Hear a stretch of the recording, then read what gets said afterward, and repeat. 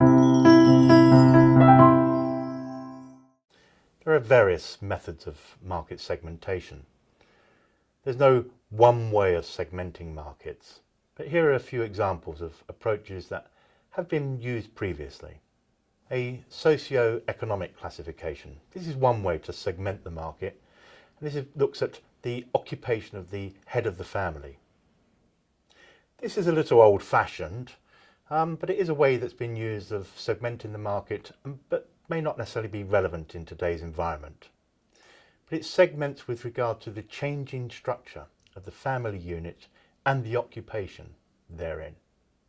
These are classified, and some examples are A, upper middle class.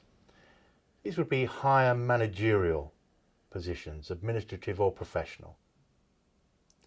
B, middle class, more intermediate managerial positions, once again administrative or professional. C1, lower middle class.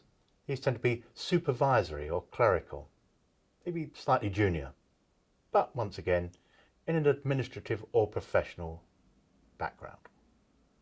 C2, skilled working class. This is skilled manual workers, manual labour. D, working class, semi-skilled worker. And E, those of the lowest level of subsistence. Classically, these would have been state pensioners or widows with no other earner, casual or low-grade workers. It's worth noting that customers may stay in the same social class all of their lives, but on the other hand, they can move across market segments and social classes, and thus spend their money differently over periods of time. An example would be bank accounts for students. Initially produces no real income for the banks, but in subsequent years, the banks can offer them new products such as mortgages, investments, etc. Weller and Gruber's life cycle stages, another model. This model emphasises the marital status and having children. There's the bachelor, young single people not living with parents. The newly married couples with no children, dinkies if you wish, dual income, no kids. Full nest 1, married couples where the youngest child is under 6, and full nest 2, married couples where the child is 6 or over.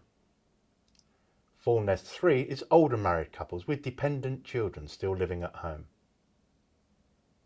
There's empty nest 1, no children living at home, the family head is at work, and empty nest 2 where the family head is retired. These can be classified as a solitary survivor, which is in work, or a solitary survivor who's retired. Once again, this method may not be fully applicable in today's social environment. It does assume that the retired persons are left with no money, but in fact 80% of the UK's wealth is held by people over 55, and these who have retired early and still in good health. There are some other bases of segmenting the market. Basic customer characteristics, for instance, their demographic, age, sex, socio-economic, job, income, their location, personality, motives and lifestyle, product-related behaviour, purchase location, getting your product or service to a particular segment and a particular market, the benefits sought by the consumer, and the consumption behaviour and status all leads to an attitude towards products and services.